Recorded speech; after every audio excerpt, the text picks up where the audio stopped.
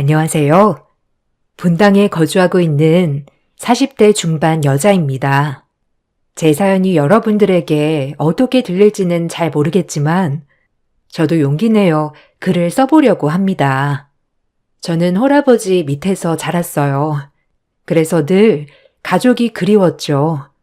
택시를 모는 아버지는 최선을 다해 저를 키워주셨지만 엄마의 빈자리는 늘 컸었네요. 그래도 밝게 키워주신 덕분에 구김살 없이 학창시절을 보낼 수 있었어요. 그리고 23살이 되던 해에 동네에서 저를 죽고 못 살게 쫓아다닌 동네 오빠와 결혼을 하였습니다. 처음엔 별도 달도 따줄 것처럼 하더니 결혼하고 나서는 남편이 완전 남의 편이 되더군요.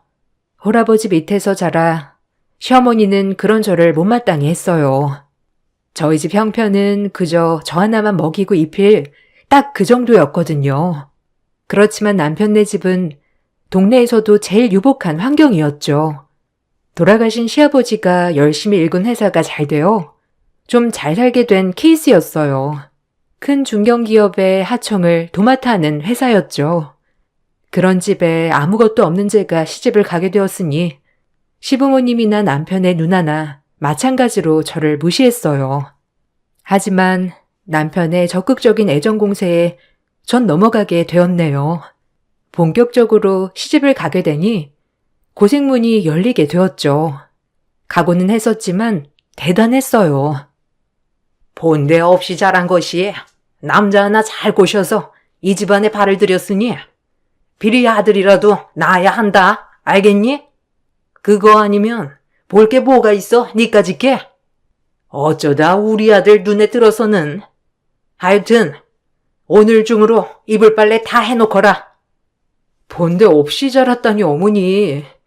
저희 아버지께서 얼마나 절 예쁘게 키워주셨는데요. 말씀이 너무 심하시네요. 어머, 엄마한테 눈 동그랗게 뜨고 말대답하는 것 좀 봐. 그러니까 본데 없다고 하는 거야. 알겠어? 어른한테 말대답하는 꼬락서니? 말대답이라뇨. 어머님께서 저한테 항상 인격 모독을 하시니까 아니라고 말씀드린 거예요. 형님도 오해하지 마세요. 지금 하고 있는 게 말대답이야. 아주 웃겨. 희송이한테 교육 좀 잘 시키라고 해야겠네. 아님 내가 교육을 시켜야 하나? 때리는 시어머니보다 말리는 시누이가 더 밉다고 남편의 누나는 딱 그 말이 맞아 떨어졌어요. 어려서 오냐오냐 공주처럼 자라서 대학도 의대를 들어갔죠. 그런 시누이의 콧대는 높아져만 갔습니다. 시부모님은 딸은 의사에 아들은 사업체를 물려받을 것이니 더할 나위 없이 행복하다고 생각했죠. 저는 그 집의 식모나 마찬가지였어요. 아침에 일어나서 밥하고 빨래하고 하루 종일 쓸고 닦고 시어머니의 시중에 시누이 시중까지 몸이 10개라도 모자랐네요. 결혼 초반엔 남편이 저를 무척 애지중지하였기에 그나마 버틸 수 있었으나 남편은 저를 애지중지하는 마음이 금세 시들시들해져만 갔죠. 총체적 난국이었어요. 남편의 애정이 하루하루가 다르게 식어가는 게 느껴지자 제 마음을 다잡기가 너무 힘들었어요. 누구를 믿고 살아가야 하는지도 막막했고요. 정말 우울했어요. 요새 왜 이렇게 늦게 들어와요? 아무리 사업하는 사람이라도 그렇지. 난 오늘 하루 종일 집에서 어머님 심부름만 했는데. 그게 네 할 일 아니야? 꼭 밖에서 일하고 온 사람한테 찡얼대야겠냐? 내 마음 좀 편안하게 해줄 수 없어? 미안해요. 그러려고 한 건 아니었는데 나도 대화할 사람이 없다 보니까 당신 오기만을 기다렸거든요. 그래서 그랬나 봐. 집구석에서 도대체 뭐하냐? 자기 개발 좀 해. 그러니까 맨날 누나나 엄마한테 무시만 당하지. 내 친구들 와이프들은 똑똑하고 얼마나 말들을 잘하는데 너만 보면 답답해. 알아? 내가 미쳤지. 너랑 결혼을 괜히 해가지고 내 발등을 내가 찍었어. 말이 너무 심한 거 아니에요? 별도 따줄 것처럼 그러더니 이제 잡은 물고기라 이거예요? 기막혀 정말. 억울하네요. 남편은 저를 잡은 물고기처럼 하대했습니다. 시부모님과 똑같았어요. 오히려 시어머니와 시누이는 남편의 그런 변한 모습을 보고 좋아했죠. 저희가 갈라서길 바라셨거든요. 한평생 저만 바라보고 사는 친정 아버지를 생각하면 쉽게 이혼할 수도 없었죠. 시간이 흘러 절 무시하는 생활에 익숙해져 갈 때쯤 아이가 생겼습니다. 시어머니는 꼭 아들이어야 한다며 신신당부를 하였죠. 희준의 병원 가서 검진 받거라. 희주가 산부인과 의사인 거 알지?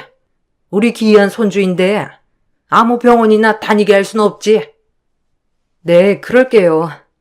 아직은 초기라서 몸조심해야 한다고 하더라고요. 그래도 어머님 너무 좋으시죠? 바라던 손주가 생겼잖아요. 아들이어야지 무조건. 딸이면 쓰냐? 그리고 애 생기기 전에 그렇게 희성이 보고 끝내라 했거든. 기어이 애를 만들어? 에휴. 어머니, 말씀 조심하세요. 뱃속에 아가가 듣겠어요. 이제 말씀 가려 해주세요. 저 홀몸도 아니니까 부탁드립니다. 얼씨구, 아주 애 2번 가졌다간 시엠이 잡아먹겠다. 내 입으로 내가 말도 못하냐? 참나 기막혀서. 어디 며느리 눈치 보여서 살겠냐? 시어머니는 은근 아이가 생기기 전에 저희가 이혼하길 바라셨지만 물거품이 되었죠. 시어머니의 말이 너무 가슴 아팠지만 이제 아이도 낳고 살면 조금 저를 인정해 주시지 않을까 생각했어요. 아마 지금 같았으면 뒤엎었을 테지만 그땐 왜 이리 여리기만 했는지. 어머니, 그래도 어머니 손주인데 아들, 딸 상관없이 좋지 않으세요? 저는 벌써부터 너무 기대돼요. 딸이든 아들이든. 기대는 무슨? 우리 희성이만 쏙 닮아야 하는데 머리는 희주 닮아도 좋고. 너 볼 거 뭐가 있냐? 안 그러냐? 어쨌든 희준의 병원으로 옮겨. 시어머니는 아들을 바라셨지만 막상 제가 임신을 하자 그렇게 좋아하는 눈치는 아니었어요. 그건 남편도 마찬가지였고요. 아이한테 너무 재스러웠어요. 시어머니야 그렇다 치지만 남편마저 별로 좋아하지 않으니 애한테 미안한 마음 가득이었죠. 자기는 안 기뻐? 우리 애인데 어떻게 그렇게 무심할 수가 있어? 나 혼자 애 만들었니? 입이 있으면 무슨 말이라도 좀 해봐. 남들 다 가는 애인데 뭘 그렇게 유난이야. 그리고 지금 회사가 얼마나 바쁜데 내가 이런 거 신경 쓰게 생겼냐? 그래도 너무한다 정말. 어떻게 그렇게 남보다도 못한 말을 할 수가 있어? 결혼 전이랑 너무 달라, 알아? 아주 어머니 판박이야 자기도. 이제 대놓고 우리 엄마 욕하는구나. 네가 그럼 그렇지. 내가 그때 눈이 삐었지. 너 같은 애를 쫓아다녔다니. 아유. 남편은 아이가 생겼어도 저에게 무심한 것은 똑같았어요. 그리고 철저히 저 혼자 태교를 하며 아이를 품었죠. 시어머니가 무조건 시누이 병원에서 아이를 낳아야 한다고 해서 결국 임신 10주 정도에 시누이 병원으로 옮겼어요. 그리고 정기검진을 늘 시누이한테 받기 시작했죠. 그리고 아이의 성별이 공개되는 날 시누이 입에서 나온 말은 놀라웠습니다. 어머, 딸이네? 엄마, 어떡해? 올케 뱃속에 아들 아니고 딸인데? 하여튼 올케는 참 어떻게 미운 짓만 골라 하냐? 네? 딸이에요? 아, 전 괜찮아요. 딸이어도. 어머님이 많이 상심하셨겠어요. 무조건 아들 낳아야 한다고 말씀하셨는데. 올케 걱정이나 해. 엄마가 가만히 있을 것 같아? 에휴, 어쨌든 엄마도 알아야 하니까 내가 말할게. 기운 내라고. 시누이는 이 상황을 즐긴다는 듯이 말했죠. 전 딸이어도 너무 행복했지만 아들을 그렇게 바라온 시어머니를 생각하니 머리가 아팠습니다. 또 얼마나 저를 쥐잡듯이 잡을까 생각하면서요. 그리고 결국 시어머니는 제가 집에 도착하기도 전에 시누이 전화를 받고 알게 되었죠. 시어머니는 제가 집에 들어서자마자 온갖 욕을 퍼붓기 시작했어요. 정말 수치스러웠습니다. 전화에 쓸모라고는 눈꼽만큼도 없는 것. 세상 사람 다 낳는 아들도 못 낳고 결국 딸이냐? 애 낳고 갈라서라. 네? 어머니, 무슨 말씀을 그렇게 하세요? 갈라서라뇨. 그리고 성별은 남자 쪽에서 결정짓는 건데 왜 저한테만 이러세요? 뭐야? 네가 애초에 우리 집이랑 어울리기는 했어? 다른 거 다 필요 없고 아들 하나만 낳으랬더니 그것도 못하면 왜 살아 여기서? 애가 듣겠어요, 어머니. 고정하세요. 그리고 이혼이라뇨. 희성 씨랑 이혼 못해요. 그럼 저희 애는 어떡해요? 그럼 둘째도 딸 낳으면 어쩔 건데? 너 못 믿는다? 이 집에 있을 자격이 없어. 좋은 말 할 때 순순히 불러서. 그리고 어차피 애 키울 능력도 없는 것. 애는 우리가 키울 거야. 알겠니? 딸이라 안타깝지만 우리 핏줄을 능력 없는 어미 따라 가게 할 순 없지. 시어머니는 완강하셨어요. 무조건 이혼만을 외치셨죠. 전 너무 어이가 없었어요. 태어나지도 않은 애를 가지고 딸이라는 이유로 이 집에서 물러나라고 하다니요. 정말 기가 막힐 노릇이었습니다. 하지만 저를 더 기가 막히게 한 건 남편의 태도였어요. 엄마 말대로 하자, 이혼해. 너도 이렇게 사는 거 지겹지 않아? 그냥 애 두고 나가. 그래서 새 출발해. 나도 너한테 더 이상 마음 없어. 뭐? 이혼이 쉽니? 어떻게 그렇게 쉽게 말할 수가 있어? 처음에 결혼하기 전에 했던 맹세 기억 안 나? 무슨 수를 써서라도 지켜준다며. 이게 사는 거냐, 너랑 나랑?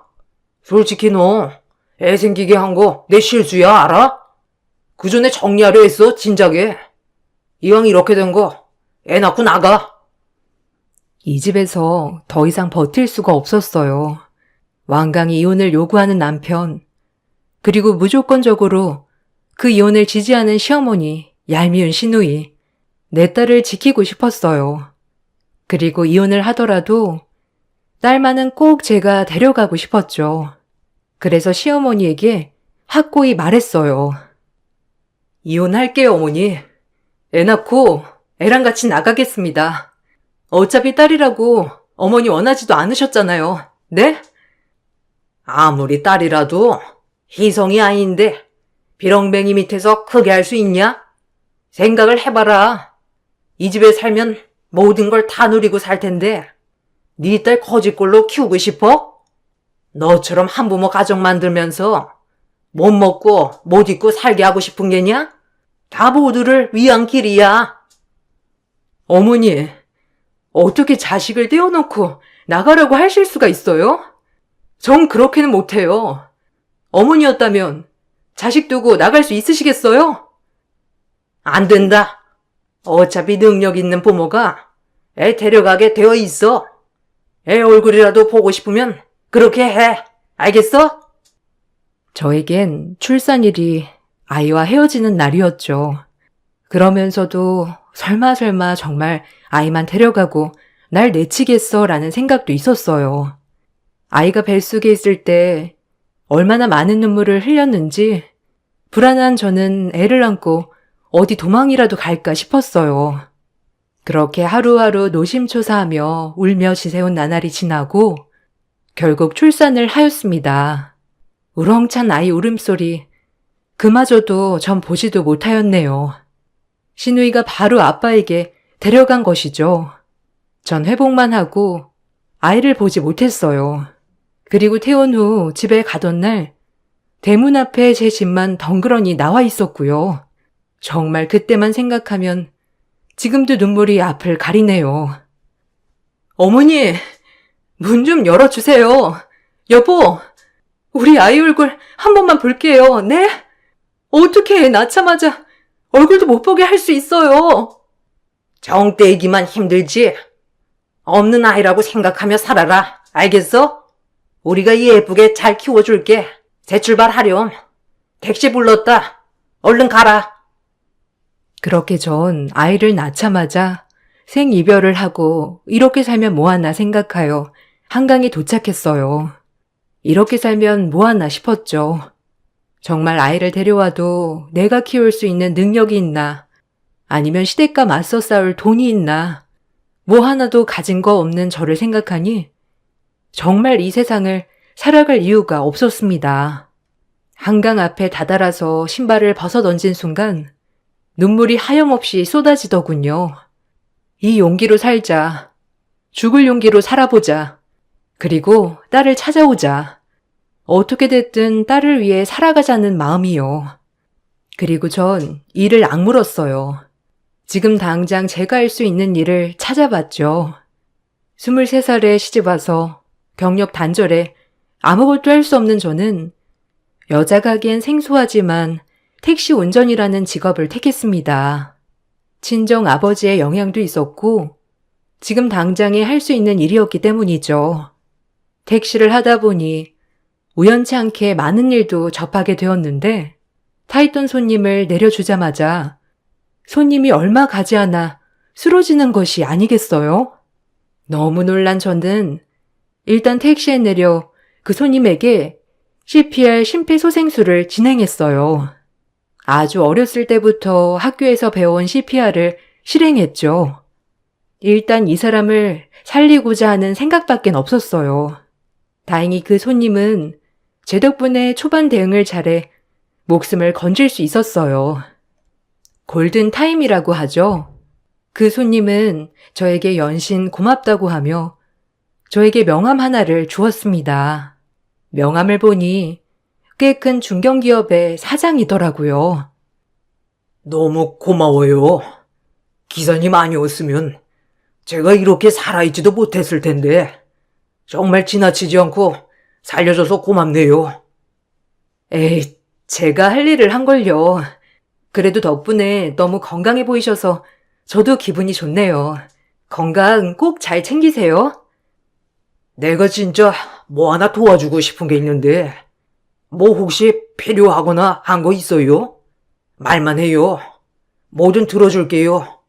내 목숨을 살려준 은인인데 이것도 못 해줄까 봐. 지금이 아니라도 좋아요. 언젠가 꼭 내가 빚을 갚는 날이 오기를 바랍니다. 그분은 저에게 언젠가 꼭 빚을 갚는 날이 오기를 바란다며 명함을 건네줬습니다. 말이라도 너무 고마웠네요. 그리고 전 밤낮으로 돈을 벌었어요. 무조건적으로 돈을 벌어야 했거든요. 그리고 이 일에 어느 정도 적응하고 익숙해질 무렵 제 택시만을 이용하는 콜 손님들도 늘어났죠. 물론 택시 일을 하면서 여자라고 무시하는 사람들도 많았지만 여자 손님들이나 점잖은 남자 손님들과의 대화가 잘 통했기 때문이에요. 그렇게 8년이 지나 그날도 역시나 택시를 몰고 가는데 하나의 콜이 들어왔습니다. 한 초등학교 앞에서 꼬마 손님을 태우고 꼬마의 부모님이 있는 곳까지 안전운전을 해달라는 콜이었어요. 그렇게 꼬마 손님을 태우려는 찰나 너무 익숙한 얼굴, 저와 너무 닮은 모습을 보고 백밀러로 아이의 얼굴을 힐끔힐끔 바라보았죠. 저의 어린 시절이라고 믿을 정도의 남자아이였어요. 너무 익숙하기도 하고 눈이 계속 가 꼬마 손님에게 말을 붙여보았습니다. 안녕, 꼬마야. 혼자서 택시도 타고 의젓하구나. 아빠 엄마한테 가고 있는 거니? 기특하네. 의젓하게 혼자 택시도 다 타고. 네, 안녕하세요. 아빠 엄마랑 오늘 외식하기로 했거든요. 엄마가 픽업을 못 와서 오늘은 혼자 택시 타고 가는 거예요. 아, 그렇구나. 아줌마도 너 나이만한 딸이 하나 있는데 오늘 이렇게 꼬마 손님이 타주니까 아줌마가 딸 생각이 나네. 주책맞게 흐르는 눈물이었네요. 그동안 참고 참아온 눈물이었죠. 갑자기 떨어져 있는 딸이 생각나면서 딱 요만큼 컸겠다 싶더라고요. 보고 싶어도 볼 수 없는 내 딸을 위해 이렇게 열심히 달리고 있지만 정말 볼 수 있을까 하는 생각에 갑작스러운 눈물이었죠. 제가 갑자기 눈물을 흘리자 꼬마 손님은 자기 주머니에서 손수건 하나를 꺼내서 건네더라고요. 마음씨도 얼마나 착하던지. 아줌마, 울어요? 울지 마세요. 여기 제 손수건인데 이건 안 돌려주셔도 돼요. 이걸로 눈물 닦으세요. 고마워. 아줌마가 갑자기 주책 맞지? 손수건까지 건네주고. 크면 여자친구들한테 꽤나 인기 많겠는데? 이름이 뭐니? 윤우진이에요. 지금도 많아요. 제가 오이를 못 먹는데 오이까지 먹어주는 친구들도 있어요. 그래서 가끔 고맙기도 하죠. 저와 닮은 것도 모자라 오이를 못 먹는 것마저 똑같다고 하니 꼬마에게 더욱 눈이 갔습니다. 참 신기하였죠. 그래서 눈물이 흘렀나 봐요. 꼬마 손님과 이런저런 대화를 하며 목적지에 다다랐을 무렵 전 너무 놀랐어요. 목적지에서 기다리고 있는 꼬마의 부모님은 저의 전남편과 재혼한 부인이었네요. 정말 충격적이었죠. 얼굴을 재빨리 숨기고 얼른 꼬마의 엄마라고 하는 사람에게 돈을 받고 서둘러 그 자리를 떠났습니다. 착실하게 인사를 하는 꼬마를 뒤로 한 채 말이죠. 그리고 꼬마와 그 부모님이 사라져갈 때쯤 다시 그 자리를 찾았죠. 그리고 깊은 생각을 했습니다. 저랑 이혼 후 한 4년 정도 뒤에 재혼을 했는데 아들이 8살이라뇨. 지금 딱 제 딸 나이가 8살이었거든요. 전 제가 알아봐야겠다 싶어 다음날 아이를 태웠던 초등학교 근처로 갔어요. 그리고 학교가 끝나기만을 기다렸다 아이가 나오는 모습을 발견할 수 있었습니다. 그리고 아이에게 접근했죠. 이 방법밖엔 없었거든요. 어머, 꼬마야.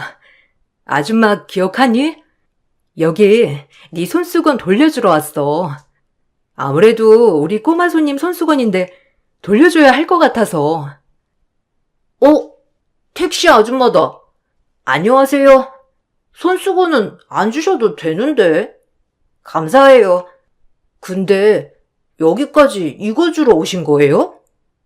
꼬마의 말이 끝나기가 무섭게 아이의 머리카락을 뽑았어요. 그리고 그 머리카락을 가지고 온 지퍼백에 고이 보관하였죠. 아따고! 아줌마, 뭐 하시는 거예요? 제 머리털 지금 뽑은 거예요? 아따가워라. 왜 뽑으시는 거예요? 머리에 뭐가 많이 묻었네. 아줌마가 머리에 뭐 좀 떼주려고 하다가 모르고 잡아당겼어. 미안해. 아줌마, 이만 가볼게. 서둘러 자리를 떠났습니다.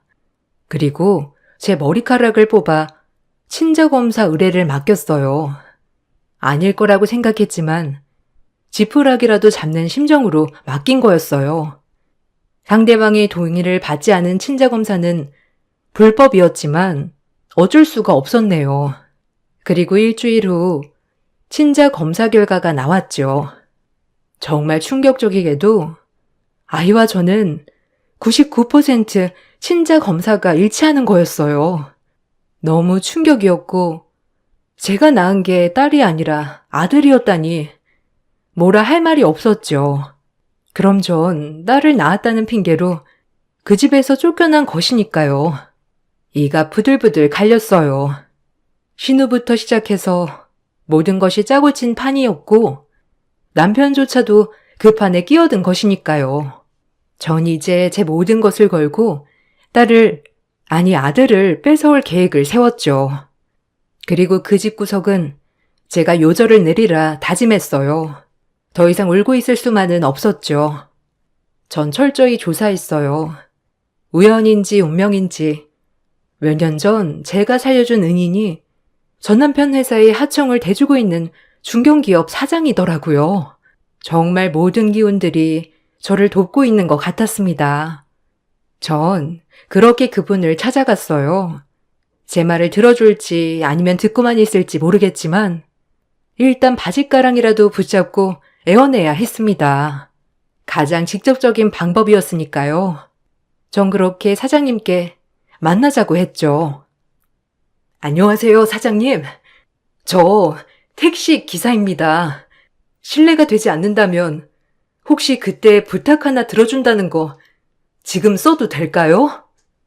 아이고, 그동안 연락이 없어 궁금했는데 당연하지요. 제 목숨을 살려준 은인인데 뭐든 다 들어줄게요. 얘기만 해봐요. 전 그 사장님을 붙잡고 지금까지 제가 겪어온 얘기들을 털어놓기 시작했습니다. 23살 어린 나이에 시집와 돈 때문에 시댁에서 무시당하고 남편의 배신에 아이까지 뺏긴 사연 말이죠. 그리고 시댁에서 아이조차도 딸이라고 빼돌린 사실까지 말입니다. 아이를 8년을 못 봤어요. 지금까지 딸인 줄 알았고요. 전 딸을 낳았다는 이유로 이혼을 당했어요.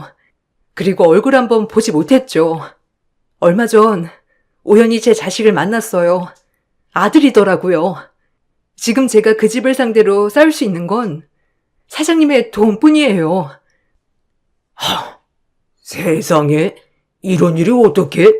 아니 이런 말도 안 되는 기구한 사연이 있다니요? 아니 근데 제가 도와줄 게 있나요? 아휴, 얘기만 들어도 화가 나네요. 사장님 회사에서 하청을 맡기는 회사가 전 시댁입니다. 주식회사 사무 말이에요. 거기가 제 전남편 회사예요. 아니, 사무 말이에요?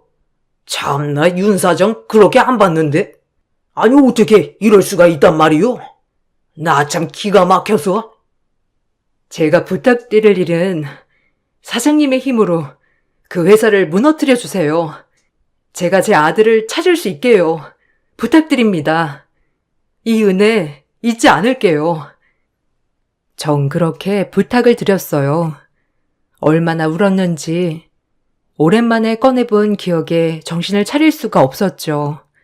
다행히 사장님은 제 얘기를 듣고 같이 화도 내주시고 같이 마음 아파해 주셨어요. 그리고 저 아니면 지금 이 세상 사람이 아니었다고 생각했는지 다행히 들어주셨죠.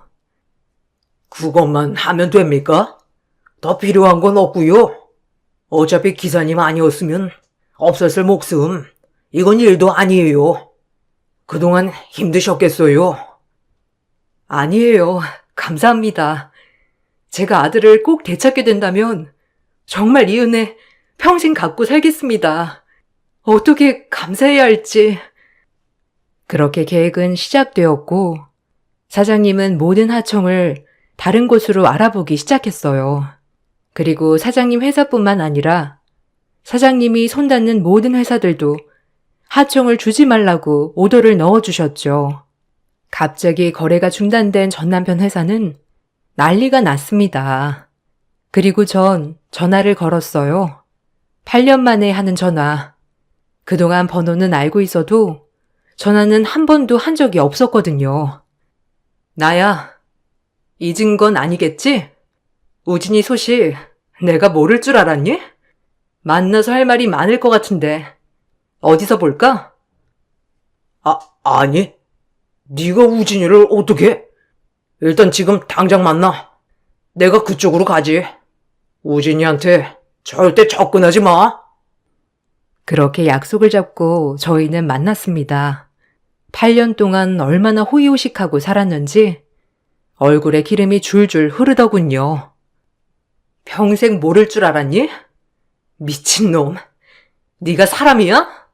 아니 너네 엄마랑 너네 누나도 사람이니?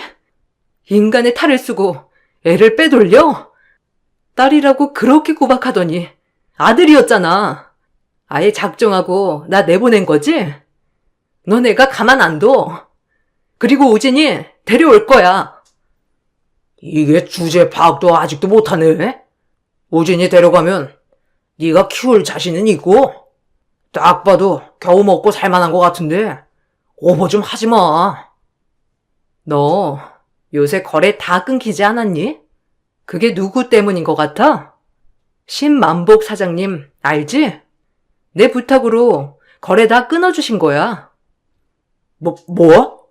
네가 신 사장님을 어떻게 알아? 아니 네가 그럴 능력이나 돼?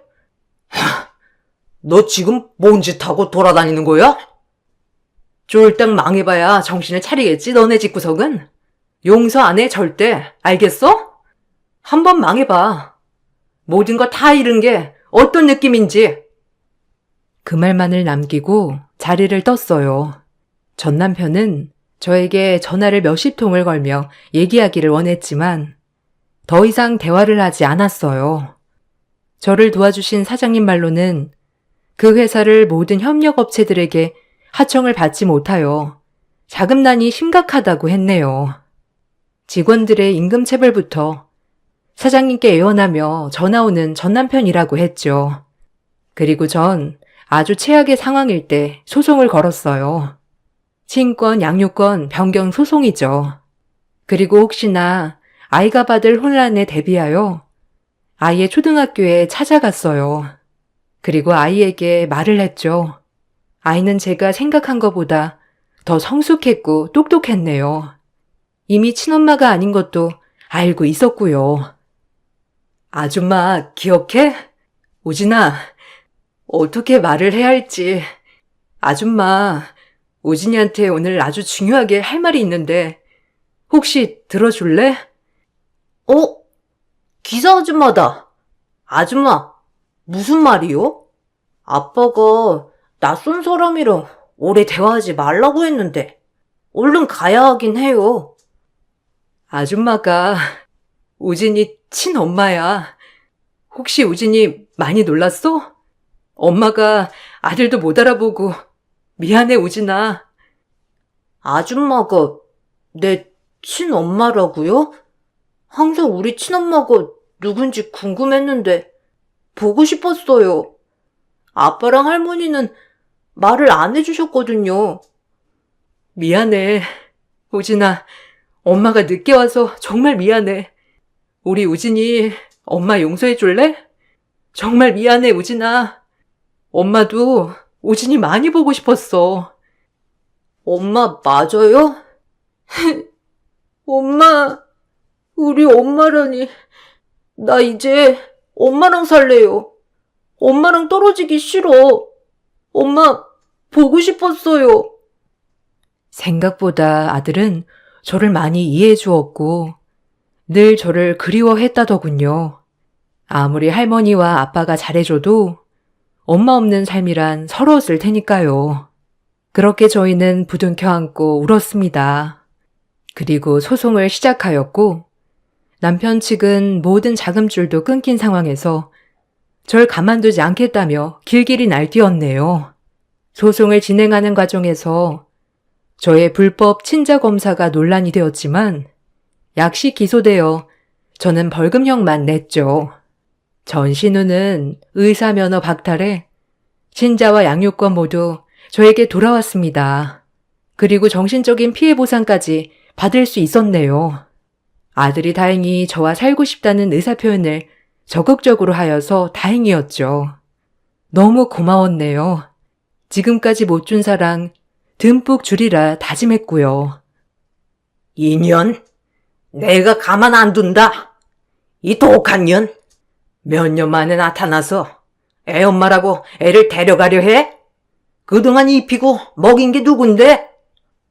아줌마, 착각도 자유야? 아줌마 내가 빼돌린 내 아들. 이제 내가 찾겠다는데 누가 말려? 쫄딱 망했는데 우리 우진이 어떻게 키우려고? 전현 때문에 되는 일이 없어. 네가 뭔데 갑자기 우리 집에 끼어들어서 이 사단이야? 네가 뭔데 이 미친 거사? 끼리끼리 미쳐가지고 내 아들을 너네한테 맡길 수 없지. 정신이 제정신이어야 맡기지 안 그래? 이 정도만이 다행인 줄 알아. 내 인생 너네 집에 시집와서 꼬였어 알아? 못돼 처먹은 인간들 같으니라고. 이제 그 잘난 돈도 없으니 볼 게 뭐가 있니, 너네 집안? 뭐야? 어디서 주둥이를 돌려쳤단 게? 내가 가만히 있을 것 같아? 너 내가 가만 안 둬, 알겠어? 우리 장손을 네가 감히? 할머니, 고모, 그만하세요. 우리 엄마한테 욕하지 말라고요. 그럼 할머니랑 고모 미워할 거야. 우리 엄마 몰아세우지 마요. 오진아, 내다 네 할미. 어찌 그럴 수 있어? 우리 우진이를 내가 어떻게 키웠는데? 우진아, 이리 오렴. 당장 저 악마한테 떨어져. 주둥이 다 물어요, 아줌마. 폭발해버리기 전에. 이제 우진이 내가 책임져. 내가 그동안 겪었던 고통, 당신들이 겪을 차례야. 알겠어? 그리고 전 남편의 재혼한 와이프는 이혼 소송을 걸었더라고요. 엎친 데 덮친 격이었어요. 건선징악인 것 같았죠. 너무 멀리 돌아와 아들을 만났지만 모든 걸 제자리로 돌려놓은 기분이라 행복했네요. 그리고 모든 걸 승소한 그 순간이 저에게 가장 값진 순간이었어요. 8년 만에 본 아들이 저를 그리워했다고 말해줬을 때 가슴이 미어지는 것 같았지만 이제 아들과 행복한 삶을 꿈꿀 수 있을 것 같았어요. 그 소송 이후에도 남편 측은 역으로 항소를 했지만 법원은 제 편을 들어주었죠. 그리고 전 남편 회사가 쫄딱 망한 틈을 타 그 사장님은 회사를 인수했어요. 그리고 저희 아들의 학자금을 내주셨어요. 정말 그 사장님을 생각하면 뭐라 말을 해야 할지. 내 목숨 빚진 인연. 우리 한번 끝까지 가봅시다. 열심히 사는 것 같은데 오진이 학비는 평생 걱정 말아요. 아휴, 감사합니다. 안 그러셔도 되는데 정말 감사해요. 제가 몸둘 바를 모르겠네요. 사장님, 은혜 못 잊을 거예요. 아직도 난 기사님 덕분에 살아있는 것 같소. 고마워요. 앞으로도 힘든 일 있으면 언제든 연락해요. 그게 나도 은혜 갚은 일이니까. 고맙습니다. 저 또한 사장님이 저 도와주신 거 잊지 않고 베풀며 살아갈게요. 너무 감사해요. 진기한 인연으로 여기까지 올 수 있었어요. 지금은 아들과 단둘이 살고 있지만 너무 행복해요. 가끔 아들이 제 아빠를 그리워하는 것 같아 걱정이 되다가도 아빠랑 할머니와 사는 것보다 지금 저와 이렇게 사는 게 너무 행복하다고 말해줄 때마다 모든 것을 다 얻은 기쁨이에요. 헤어졌을 때만 생각하면 아직도 정신이 아찔합니다. 돌고 돌아 만난 우리 아들, 제 목숨이 닿는 날까지 아들에게 헌신할 예정입니다. 제 목숨보다 아까운 아들이니까요. 사장님과는 간간히 연락을 하고 지내고 있어요. 명절이면 친가족처럼 이것저것 많이 보내주시고 아들과 함께 인사도 간답니다. 피로 이어진 사이는 아니지만 그 어느 사이보다 정말 각별해졌네요. 외동으로 자라온 저로서는 든든한 친정 가족이 생긴 것 같아 이것 또한 행복이지 싶어요. 그리고 벌써 아들은 18살이 되었어요. 머리가 좋아 의대를 가고 싶다고 하는데 제 몸 다하는 날까지 아들을 훌륭한 사람으로 키워내고 싶네요. 제 글을 재미있게 읽으셨나요? 오랜만에 떠오른 추억 생각나는 대로 써봤는데 이젠 지나가버린 추억이 돼서 웃으면서 글을 쓸 수 있었어요. 귀한 시간 제 글 읽어주셔서 정말 감사합니다. 안녕하세요. 저는 결혼 15년 차 된 40대 후반 여자입니다. 이제는 정리할 때가 된 것 같아 미련 없이 사연을 신청하게 되었습니다. 지긋지긋했던 결혼 생활, 남편의 생각 없는 행동 때문에 결국 종지부를 찍게 되는 일이 있었죠. 제 인생에 있어 결혼은 얻은 것도 있지만 잃은 것도 많았던 삶이었던 것 같아요. 그래도 살아온 세월 후회는 없습니다. 제 곁엔 사랑스러운 아들, 딸들이 있거든요. 이번 겨울에 남편과 대판한 적이 있었어요. 그 이유는 시골에 사시는 저희 엄마 집에 문제가 생겨 수리를 해야 했었거든요. 그래서 남편한테 도움을 요청했었는데 생각지도 못한 대답을 받게 되면서 그동안 위태로웠던 부부 관계는 돌이킬 수 없을 정도로 금이 가고 말았습니다. 항상 저희 집은 뒷전이었고 남편의 식구들만 챙겨왔던 행동들이 결국 화를 키우게 되었던 거죠. 당신은 정말 하나도 쓸모가 없는 사람 같아. 15년 동안 내가 이혼하지 않았던 건 당신을 사랑해서가 아니라 애들 때문이었어. 그런데 이제는 정말 같이 못 살겠다. 장모님 집에 방수 처리해주는 돈이 한두 푼도 아닌데 왜 그걸 나 혼자 부담해야 되는 건데? 사위면 그런 것까지 내가 처리해줘야 되는 거야? 내가 지금 당신한테 전부 다 부담해달라고 그랬어? 나는 이런 쪽은 잘 모르지만 당신은 나보다 많은 걸 알고 있잖아. 건설 쪽에서 일을 하는 사람이니까 도움을 좀 받고 싶어서 부탁한 건데 당신은 나랑 결혼하고 사위로서 한 게 뭐가 있어? 입만 털 줄 알지 아무것도 해준 게 없잖아. 사위는 원래 옆에만 있어도 든든한 법이야.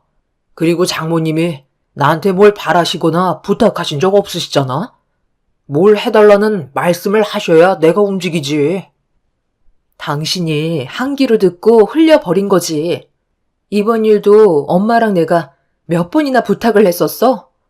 다른 업체 불러서 해결할 수도 있지만 그래도 당신한테 부탁하면 믿고 맡길 수 있을 것 같아 도와달라는 건데 돈이 많이 들어서 싫다고? 혼자서 모든 걸 감당하라는 말을 한 적도 없는데 벌써부터 선을 그으면 어쩌자는 거야?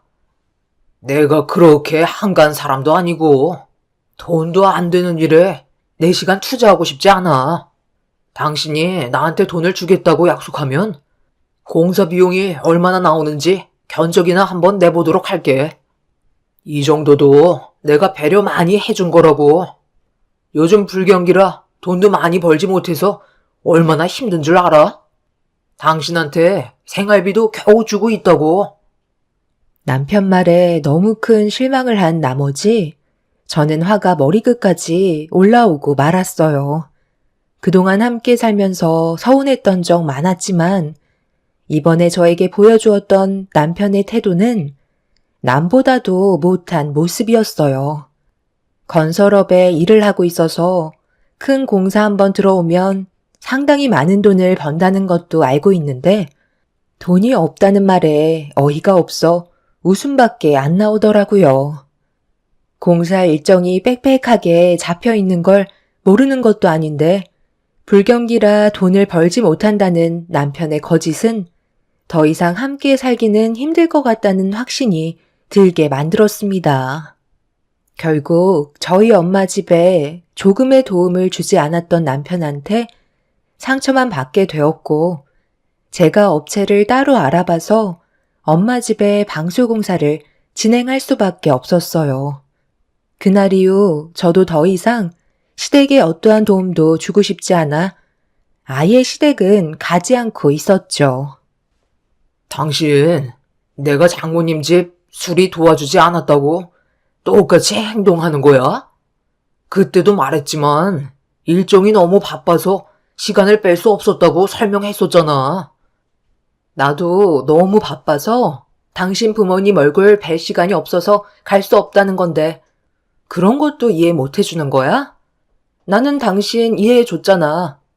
당신 때문에 내가 얼마나 고생을 했는지 알아? 이런 쪽은 빠삭하게 알고 있는 사람이 남도 아닌 가족인데 어떻게 더 매몰차게 행동할 수가 있어? 우리 집이랑 먼 거리도 아니고 가까운 거리인데 조금의 관심조차 주고 싶지 않아서 이런저런 핑계대는 그런 모습들이 나한테 얼마나 큰 상처를 줬는지 알아? 나는 그래도 당신이랑 결혼을 하고 며느리로서 시부모님께 최선을 다해 노력했는데 결국 돌아오는 건 아무것도 없다는 걸 확실하게 알았기 때문에 더 이상 나도 시부모님께 관심을 아예 끊어버리려고. 그게 맞는 것 같아. 잘하는 모습 보여주면 내가 하는 만큼은 아니더라도 정말 필요할 때 도와줄 수 있을 줄 알았는데 그건 내 착각이었던 거지. 당신은 원래 그런 사람이었어. 남보다 못한 존재인데 우리가 뭘 얻기 위해 함께 살아가야 하는 거지? 아이들도 어느 정도 컸으니까 우리 그만 시간 끌고 각자 갈 길 가자. 그게 서로에게 더 이상 상처 주지 않는 현명한 방법 같아. 이런 일들을 계속해서 반복하고 싶지 않으니까 이제 이혼하자. 이혼이 무슨 애들 장난이냐? 꼴랑 그거 하나 안 도와줬다고? 지금 이 난리를 피우는 거야? 우리 부모님 성격 몰라서 그래? 당신이 이런 식으로 나오면 문제를 더 키우는 거라고. 업체 불러서 잘 해결 봤다며. 그럼 된 거잖아. 나도 도움을 주고 싶었지. 그런데 돈도 문제지만 시간이 정말 없었다니까. 나중에 도와줄 수 있는 게 또 있을 거 아니야. 그때 해결해주면 되는 거잖아. 우리 너무 극단적인 상황까지 몰아가지 말고 좋게 끝내자.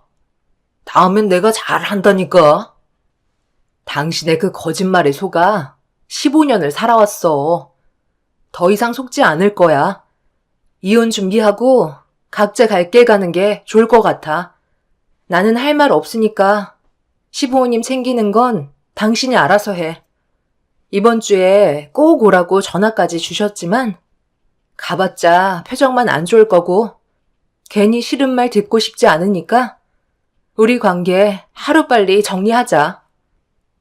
남편은 억울하다며 제가 도움을 요청했을 때 아무것도 해줄 수 없을 만큼 바빴다고 어이없는 말을 늘어놓았어요. 도와달라는 말을 했을 때 싫은 티 팍팍 내면서 핑계만 늘어놓은 사람이 제가 시댁에 가지도 않고 이혼하자는 말까지 나오자 그제서야 상황 파악이 됐는지 수습하려고 저한테 매달리려 하길래 방으로 들어와 문을 잠가 버리고 말았습니다. 그렇게 한참 동안 문 하나를 두고 대화를 주고받고 있었지만 해결되는 건 아무것도 없었고 결국 남편은 혼자서 시댁을 가야만 했죠. 그리고 예상했던 대로 시모가 전화를 하셔서 무슨 말을 하시려는지 드러나 보려고 통화 버튼을 누르는 순간 핸드폰이 터지는 줄 알고 깜짝 놀라고 말았네요. 그날 원래 여행 계획이 잡혀 있었는데 제가 참석하지 않아서 시모의 불만 섞인 목소리가 수화기를 통해 울려 퍼졌고 저는 침착하게 대응을 해 드렸어요. 너 오늘이 무슨 날인지 몰라? 주말에 집에만 박혀 있을 거냐? 오늘 가족여행 갈 거라고 내가 몇 번이나 얘기했었는데 내 아들한테 오지 않겠다고 했었다며? 어차피 가봤자 어머님, 아버님 짐수발 들어드리고 숙소에 들어가면 음식은 제가 전부 다 해야 되는데 두 분만 여행 즐기시는 거지. 저는 무료 봉사하러 가는 거나 다름없잖아요. 그래서 앞으로는 그냥 쉬기로 했어요. 그 사람이 설명을 잘 못해줬나 봐요. 저희 둘이 이혼 문제로 한바탕 했었는데 못 들으셨어요? 들었다. 내 얼굴 보자마자 울상인 상태로 네가 이혼 얘기 꺼냈다며 아주 난리도 아니었다. 아직 확실하게 결정된 것도 아닌데 계획에 차질이 생기면 되겠니? 원래 부부싸움은 칼로 물베기야. 나도 너희 시애비랑 하루에도 수십 번은 얼굴 붉히면서 막말이 오고 가는데 지금까지 서로 붙어서 살고 있잖아. 너희가 아직 결혼한 지 15년밖에 안 돼서 그래. 앞으로 5년만 더 살아봐. 그냥 그러려니 하면서 각자 인생 살아가게 된다. 무늬만 부부인 거고 늙으면 의지할 사람 없으니까 아쉬운 대로 붙어 사는 거라고. 그러니 너도 내 아들이 마음에 들지 않는 부분들이 있어도 애들 봐서 그냥 살아라. 그게 집안의 평화를 유지할 수 있는 방법이라고. 아들한테 대충 들었다만 사돈댁 옥상이 낡아서 비만 오면 천장에서 물이 새어 들어왔었다며?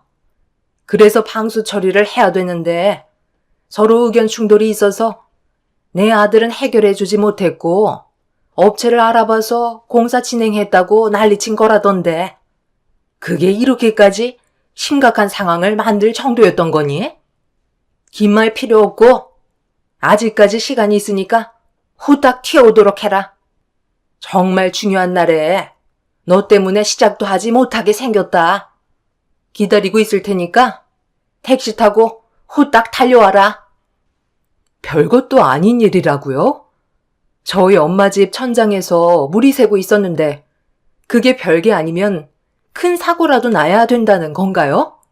그동안 두 분 여행하실 때 뒤에서 수발만 들어드렸는데 이번에도 또 그런 시간을 반복하고 싶지 않아요. 오늘만큼은 제 시간 가질 테니 그이랑 두 분이서 잘 다녀오도록 하세요.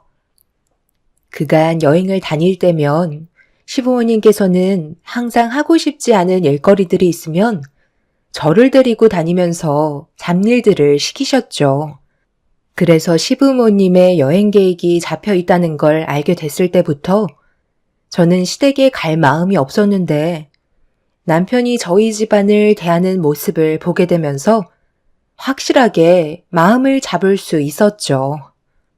그동안은 쓸데없는 말 듣고 싶지 않아 억지로 갔었는데 이번만큼은 절대로 시부모님 뜻에 따라 움직이고 싶지 않았어요. 결국 시모는 제가 가지 않겠다고 말씀드리니 화가 치밀어 오르셨는지 저에게 막말을 쏟아내시길래 더 이상 듣고 싶지 않아 전화를 먼저 끊어 버렸습니다. 몇 번이고 재차 전화가 왔었지만 받지 않자 시모는 더 이상 연락을 하지 않으시길래 그냥 포기하고 여행을 떠나신 줄 알고 있었죠. 그런데 제가 생각했던 거와 다르게 시부모님과 남편이 여행은 가지 않고 현관문을 열며 집으로 들어오셨어요. 그리고 시모는 저에게 삿대질을 하시며 온갖 막말을 입 밖으로 쏟아내셨습니다. 너무 순식간에 일어난 일이라 제대로 된 대응을 하지 못하고 있자 제 머리채를 잡으려 하길래 한 발 물러나서 도대체 왜 이렇게까지 하시냐고 저 또한 목소리를 높였어요. 내가 빨리 튀어오라고 얘기했었는데 감히 나를 무시해? 시애미가 그렇게 만만하니? 좋게 설명을 했으면 알아서 기어 들어와야 할 거 아니야? 제가 왜 어머님한테 기어야 하는 거죠? 저도 이제 이런 생활 지치기 때문에 힘들어서 그만하고 싶다는 건데 그게 욕까지 먹어야 될 정도인 건가요? 너희들이 싸운 건데 왜 나한테 불똥이 튀어서 기대하고 있던 여행 계획을 다 망치는 거야? 너 때문에 가지 못한 거니? 돈으로라도 보상 받아야 되겠다. 여기 오실 시간이면 벌써 거의 다 도착하셨겠어요. 제가 꼭 필요한 건 아니잖아요? 사지 멀쩡한 어머님 아들이 있는데 굳이 저를 이용하셔야 되겠어요? 내 아들은 건설 현장에서 힘들게 일을 하는데 여행하는 동안에도 일 시키면 그게 여행이니? 너는 어차피 회사에서 컴퓨터만 두드리는 일 아니야? 돈도 많이 벌지도 못하면서 주말에만 잠깐 여행 가는 거 시애미 수발 들어주는 게 그게 그렇게 어려워? 당장 짐 챙기고 나갈 준비해라. 그러니까 좋게 설명했을 때 움직이면 좀 좋아? 결국 일을 이 지경까지 만들어야 속이 후련하냐고. 당신이 이러니 자식들이 뭘 보고 배우겠소? 맨날 아빠한테 대들기나 하지. 우물쭈물거리지 말고 빨리 준비해서 나오도록 해. 시간 없으니까 서둘러야 할 거야. 도착하면 벌써 저녁 시간 될 것 같다고. 정말 대단들 하세요. 저를 꼭 부려먹어야 속이 후련하세요. 짐 챙기는데 시간이 좀 필요하니까 차에서 기다리고 계세요. 최대한 빨리 서두를게요. 남편과 시부모님은 난리를 치다가 제가 마지못해 따라 나서겠다고 하자 그제서야 차로 돌아가셨습니다. 저는 짐을 챙긴 뒤에 지하 주차장으로 향했어요. 그리고 차에 제 짐을 실은 뒤에 출발을 하게 되었죠. 10분 정도 지나자 전화가 울리길래 받아보니 남편이 왜 아직도 안 내려오냐며 시부모님이 한계에 다다르셨는지 얼굴을 붉히고 계신다는 말에 저는 벌써 출발했다는 말과 함께 집에 서류 한 장 있을 테니 사인만 하면 될 거라는 말을 꺼내자 시모가 남편의 전화를 뺏었어요. 너 지금 뭐 하는 짓이냐? 짐 챙겨서 내려오겠다더니 지금 어딜 가고 있는 거야? 이런 식으로 나오면 서로에게 안 좋은 영향만 끼친다는 건 몰라? 어머님의 일방적인 행동에 대해 대처할 수 있는 방법이 이것밖에 없었어요. 제가 그 자리에서 반박했다면 바로 머리채를 잡으려 하셨겠죠. 그래서 저도 머리를 좀 쓴 것뿐인데 뭐가 잘못됐나요? 제가 그 일을 선택한 건 행복한 결혼 생활을 꿈꿨기 때문에 혼인신고를 한 건데 막상 결혼을 해보니 상상과 현실은 많이 다르더라고요. 어머님도 마찬가지예요. 처음에는 엄청 잘해주시는 것처럼 대해주시더니 혼인신고 서류에 도장이 마르기도 전에 어머님은 저를 그냥 가정부 하나 드린 것처럼 막 부리셨잖아요. 그렇게 살아온 세월이 15년이에요. 참을 만큼 참았기 때문에 저도 이제 그만하고 싶은 거고요. 아이들 때문에 정말 꾹 참고 버텨왔었지만 그게 오히려 악영향을 끼치는 것 같아 집에 이혼 서류 올려두었으니 그이한테 사인해서 최대한 빨리 날짜를 정리하라고 다시 한번 말씀해 주세요. 제 말은 전혀 듣지 않더라고요. 어머님도 기분 많이 상하셨을 텐데 이참에 다른 며느리 드리면 되겠네요. 시모는 저에게 분노의 비명을 지르셨어요.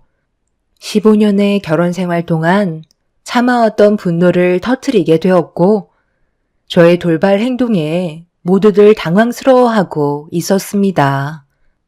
남편이 저한테 잘하지 못한 만큼 저 또한 시부모님께 잘할 필요 없다는 걸 확실하게 느끼고 있었기 때문에 의미 없는 결혼 생활 유지하고 싶지 않았어요. 주말만 되면 아이들은 저희 엄마 집에서 시간을 보냈지만 앞으로는 쭉 함께 지내게 될 것 같아 여러 가지로 준비해야 될 것들이 상당히 많았어요. 엄마는 저와 남편과의 관계가 별로 좋지 않다는 걸 알고 있었기 때문에 짐을 챙겨서 집으로 들어온 걸 보고 어느 정도는 짐작하고 있으셨는지 아무 말도 하지 않으신 채 제가 가지고 온 짐을 같이 들어주셨죠. 그렇게 한동안 친정에서 아이들과 함께 지내고 있는데 어느 날 남편이 친정에 찾아왔어요. 한쪽 손에는 서류 봉투가 들려있는 걸 보니 이혼을 결심한 듯 보였습니다. 이미 마음의 준비를 하고 있던 터라 크게 당황하지 않고 묵묵히 남편을 쳐다보고 있는데 저한테 서류 봉투를 건네주길래 건네받은 뒤 안에 있던 서류를 확인해 보니 이혼 서류는 제가 놓고 온 그대로였고 도장은 아예 찍지도 않았습니다. 지금 나랑 뭐 하자는 거야? 우리의 관계는 이미 끝났다니까? 노력해봤자 좋아질 수 없다는 거 뻔히 알고 있는데 왜 이혼 서류에 도장을 안 찍은 거야? 우리가 함께 살아온 세월이 15년이야. 그런데 갑자기 남으로 돌아가면 함께 살아왔던 생활 패턴들이 전부 바뀌게 되는 건데 나는 또 다른 환경에 적응할 수 있는 시간적 여유가 많지 않아. 그동안 당신이 내 뒤에서 많은 걸 해주고 있었다는 걸 알고 있기 때문에 이대로 이혼을 하게 되면 그동안 내가 신경 쓰지 않았던 걸 전부 다 나 혼자 해야 된다는 거잖아. 나는 그럴 자신 없으니까 이혼만큼은 물러줬으면 좋겠어. 내가 조금 더 신경 써주도록 노력할게. 그렇게만 하면 우리 관계에 큰 문제는 없는 거잖아. 내가 지금까지 당신이랑 결혼 생활하면서 바람을 피웠어? 아니면 술을 진탕 먹고 깽판을 부렸어? 일만 주야장천하며 가정을 위해 돈만 벌어오고 있었잖아. 나 같은 남자도 없다고. 그런데 당신한테는 부족한 남편일 수도 있겠지. 그래서 조금 더 내가 양보하고 이해하겠다는 거야. 내가 먼저 숙이고 들어왔으니까 당신도 한 번만 나한테 기회를 줘라. 지금까지 살면서 이런 말 한 적 처음인 거 알지? 당신은 지금 뭐가 문제인지 전혀 감을 잡지 못하고 있구나. 바람 안 피우고 술 안 먹으면 나한테는 함부로 대해도 된다는 거야? 당신이 먼저 숙이고 들어왔으니까 나는 그냥 받아주면 다 끝나는 거냐고. 나보다 돈 좀 더 번다고 맨날 무시하고 도움이 필요할 때 손을 벌리면 남보다도 못할 정도로 차갑게 변해서는 아무것도 해주지 않으면서 정작 이혼하려 하니까 내가 그동안 뒤처리 해줬던 걸 당신이 해야 될 것 같으니까 벌써부터 걱정이 되는 거야? 나랑 함께한 세월이 1, 2년도 아니고 무려 15년이야. 그동안 내가 당신한테 얼마나 많은 기회를 줬을 것 같아? 지금은 내가 심각하게 나오니까 심적으로 많이 불안해지기 시작했나 봐. 어차피 우리 관계는 이미 끝났어. 당신 이번에 나 몰래 시댁의 이태리제 가구로 싹 다 바꿔줬었지? 내가 모를 줄 알았어? 항상 뒤처리를 내가 해주니까 당신한테 전화가 연결이 안 되면 곤란하게 되니 내 전화번호도 가구점에 적어놨었더라. 그래서 버릇이 무섭다는 거야. 15년간 항상 그래왔는데 그날도 어김없이 당신 전화번호 밑에 내 전화번호를 적었고 현장에 들어갔는지 전화 연결이 되지 않자 나한테 연락이 왔더라고. 집안 전체를 싹 다 바꾸기로 했었다며? 집안에 가구들 들여온 지 1년밖에 안 됐었는데 그새 또 바꾸길래 내가 얼마나 큰 상처를 받았는지 알아? 자기 집안 일이면 두 팔 걷고 나서면서 정작 우리 엄마 집 옥상에 방수 처리 공사 좀 도와달라고 부탁한 건 돈 아깝다고 해주지도 않았잖아. 견적만 알아봐 주겠다고? 당신이 그러고도 내 남편이라고 말할 수 있어? 나는 이혼 생각 변함없으니까 최대한 빨리 서둘러줘. 그리고 아이들은 내가 키우도록 할게. 내가 벌은 돈으로 해드리겠다는 건데 뭐가 잘못됐어? 그럼 당신은 우리 집안에 가구 하나 해준 적도 없으면서 왜 나한테만 큰 소리야? 꼬우면 너도 이태리 가구로 싹 바꿔드리면 되는 거 아니야? 좋게 해결을 하려고 왔는데 꼭 그런 식으로 말을 해야 되겠어? 원래 나는 남한테 돈 쓰는 거 되게 아까워해. 그리고 어차피 집도 허름해서 곧 무너질 것처럼 낡아 빠졌는데 굳이 여기에다 돈을 써야 돼? 그냥 허물고 다시 집을 짓는 게 훨씬 낫겠다. 그런데 너는 그 정도의 돈은 없어서 방수 처리밖에 못 해주지? 내가 그걸 잠깐 잊고 있었네. 나도 더럽고 치사해서 너랑 사는 거 여기까지만 해야 되겠다.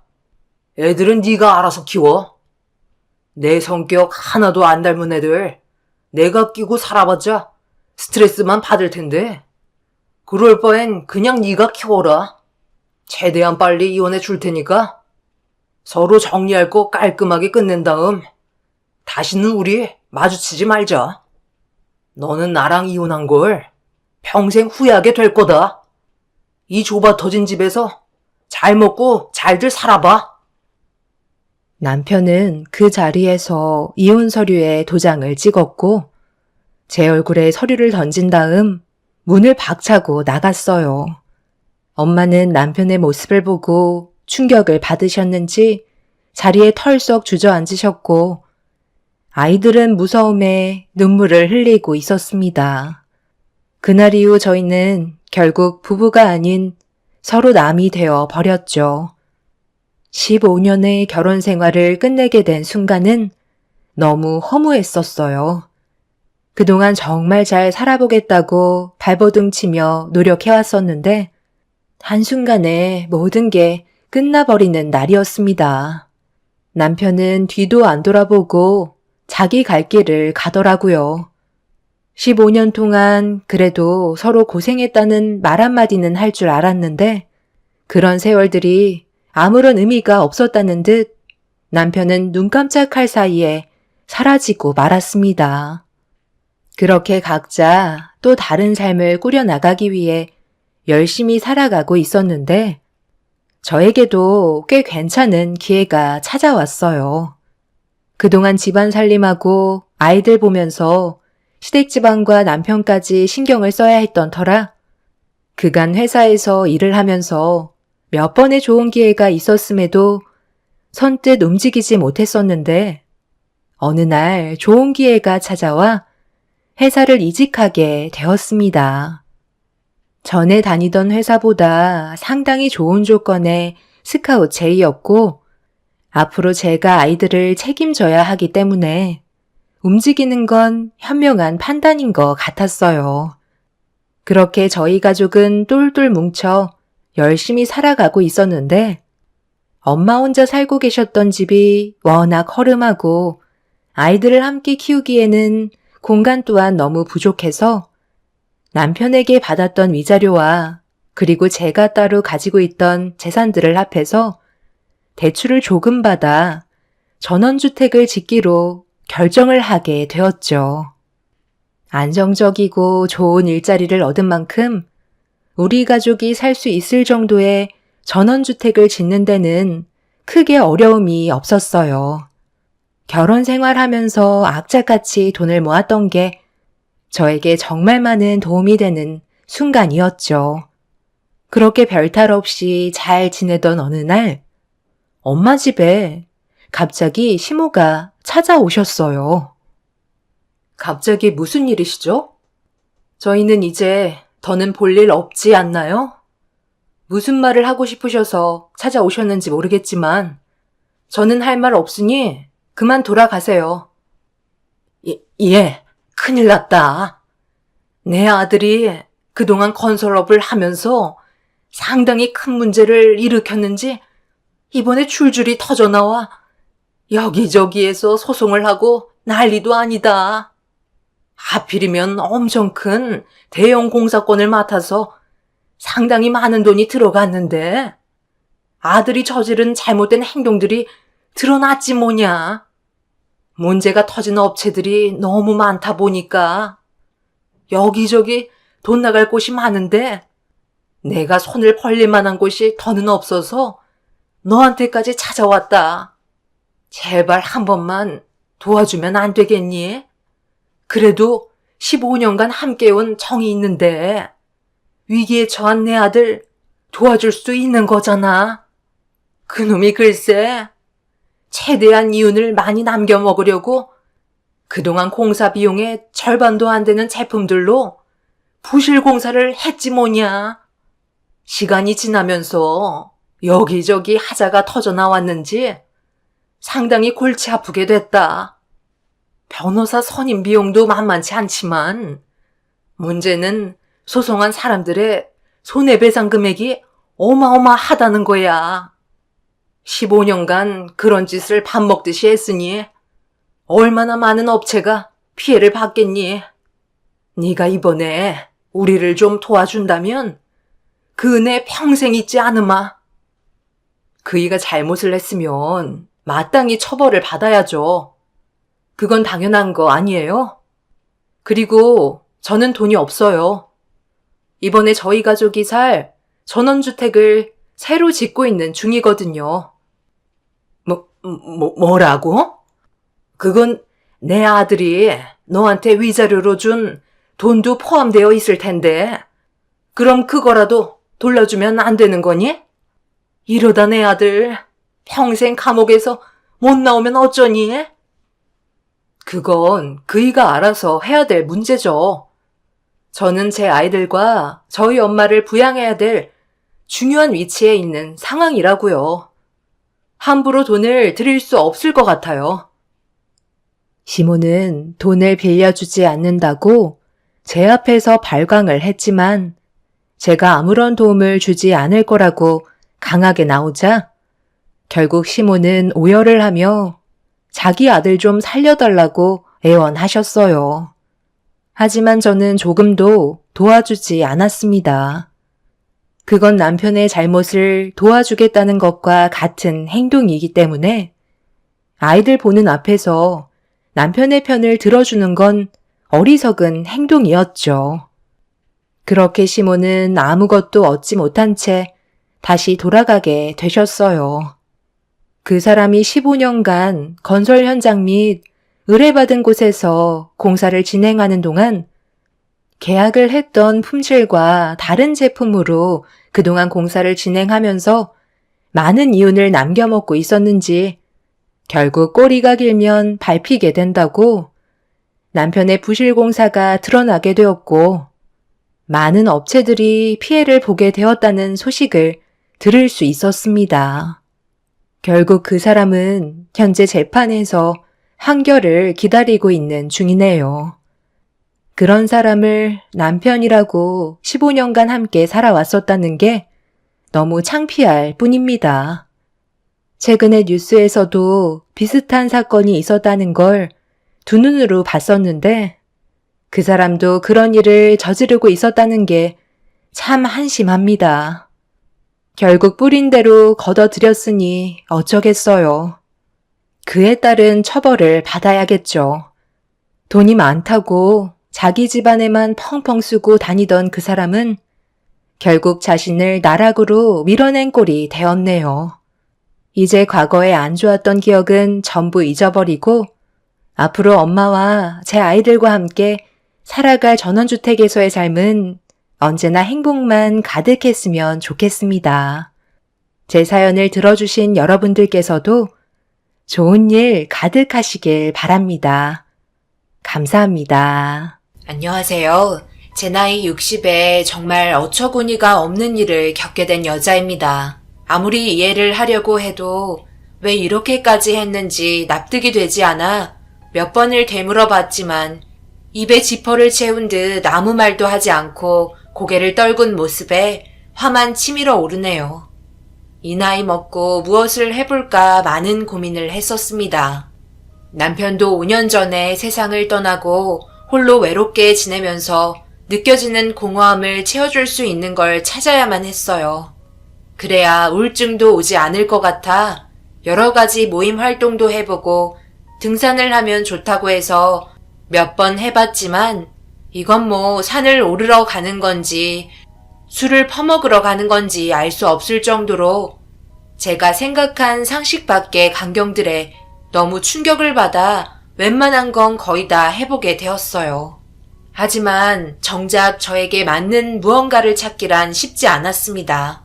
그런데 딸과 함께 여행을 하던 도중 제 눈에 들어온 무언가가 저를 설레게 만들 정도로 궁금증이 유발되었고 운전하고 있던 딸에게 차를 세워달라고 얘기한 뒤 바닷가를 바라본 상태로 갓길에 세워져 있던 차량 한 대에 천천히 다가갔습니다.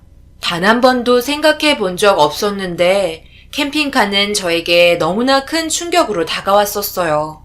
이리저리 살펴보고 있던 도중 차량의 주인이 구경하고 있던 저를 보며 관심을 가졌고 궁금한 점에 대해서 이것저것 물어보니 귀찮아하지 않고 친절하게 모든 걸 설명해 주면서 점점 더 캠핑카에 대한 계획을 하기 시작했어요.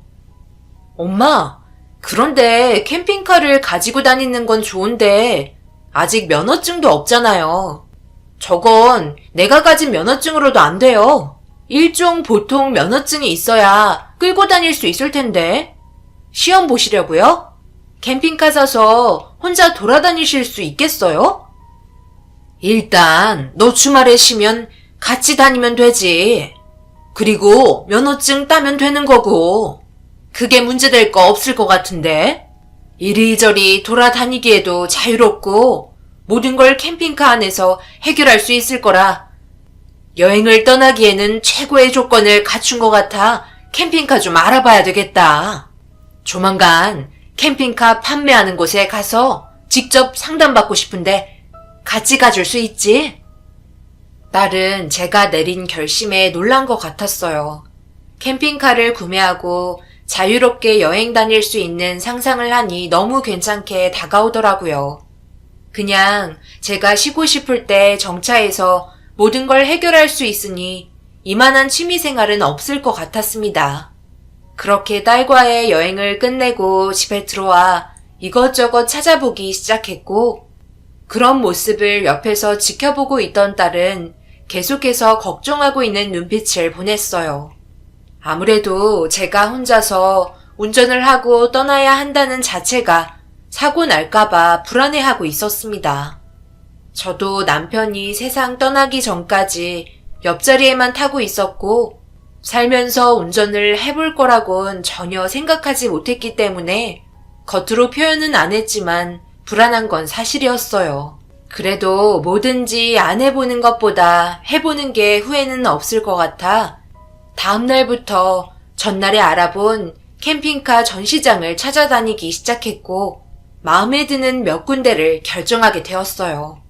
그리고 최종적으로 선택한 곳에서 캠핑카를 계약하게 되었는데, 운전면허를 먼저 취득해야 작업이 이루어지고 출고가 가능해서 하루라도 빨리 면허증 취득을 위해 부푼 기대의 꿈을 가지고 운전면허 시험장에 찾아가 등록한 뒤에 본격적으로 공부하는데 정말 뭐가 뭔지 하나도 모르겠더라고요. 제가 할 수 있는 방법은 오로지 외우는 것뿐이었고, 그리고 시간에 맞춰 코스 주행 연습을 하러 가게 되었습니다. 안내에 따라 순서를 기다리면서 다른 사람들이 하는 모습을 지켜보고 있는데, 제 이름을 부르더니 방향을 가리키는 곳으로 걸어가 처음 타보는 트럭에 몸을 실었습니다.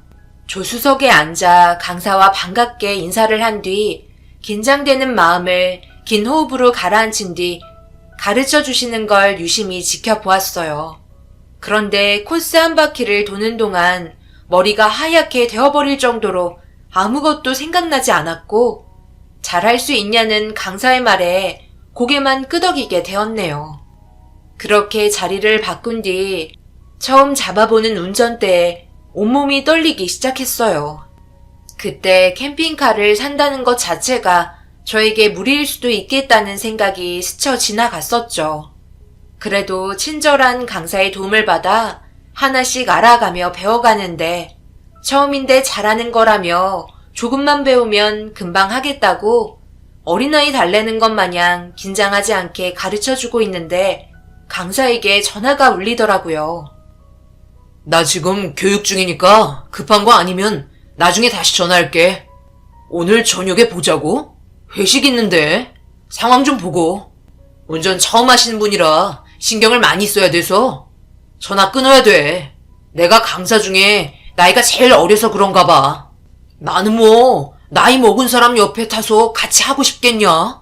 요즘 젊은 사람들이야. 한 번 말하면 이해하고 바로바로 행동하는데 몇 번을 말해도 못 알아들으셔서 반복적으로 계속해서 얘기해 드려야 돼. 그러니까 나도 답답한 거지. 괜히 사고 나면 내가 다 변상해야 되잖아. 가뜩이나 월급도 적어 죽겠는데 아직 출발도 못하고 있어. 에이, 시동만 10번 넘게 꺼졌네. 다른 일 알아보든지 해야 되겠어.